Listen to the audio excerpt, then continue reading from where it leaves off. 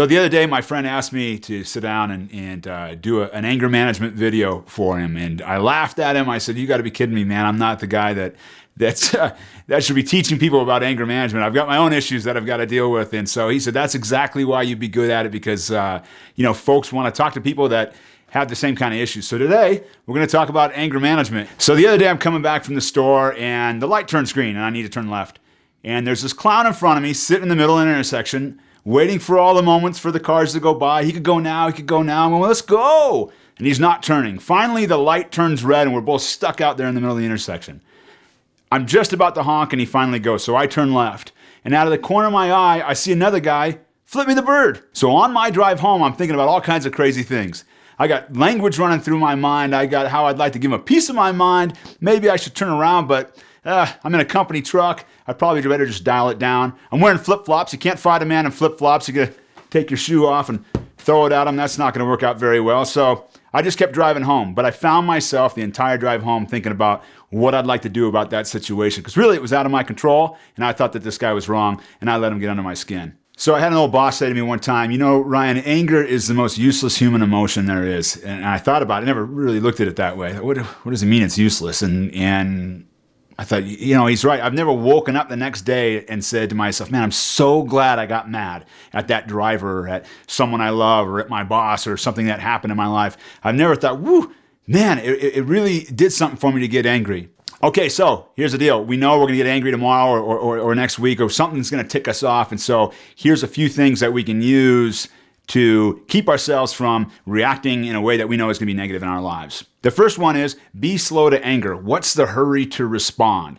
When we are angry and we respond in a hurry, that's often the times where we're like, oh man, I just lost that argument all because I responded in a poor way, or I've damaged a relationship, or standing with somebody in my job, or something of that nature. So we want to be slow to respond. Think about it. Keep your mouth shut for a minute. Take a deep breath. Number 2, don't say anything negative. I got some advice from a book one time that said, hey, go through the whole day without saying anything negative to your spouse. And I thought, oh man, that's going to be pretty hard. I came outside. I think there was a backpack laying in the way to the door to the garage. It's like, oh, who didn't put their backpack away? But I shut my mouth. I didn't say anything. The next day, the book challenged me not to say anything negative again. I thought, 2 days in a row, I'm not going to say anything negative. But you know what? I got angry in those 2 days, but I held that to that commitment, and it paid off for me.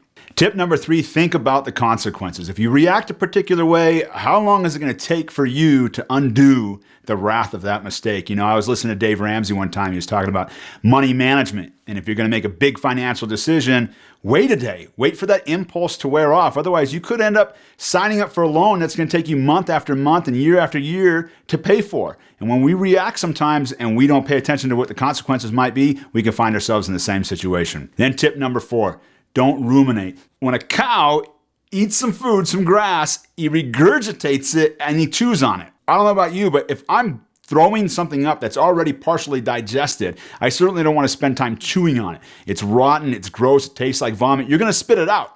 So why do we do this though when we get angry? When we get angry, a lot of times we sit back and we ruminate on it. We think about it all day long. You drive all the way home thinking about the guy that gave you the bird, or the person at work that made you upset. You role play what you want to say to him in your head over and over and over and over again. And it often just leads to poor health for you. You know that people who are angrier and ruminate on things have a higher risk of having a heart attack. So why do we ruminate on things? We need to stop doing that. All right, so next week you're going to be faced with a situation, possibly sooner, when you get ticked off. What are you going to do about it? Are you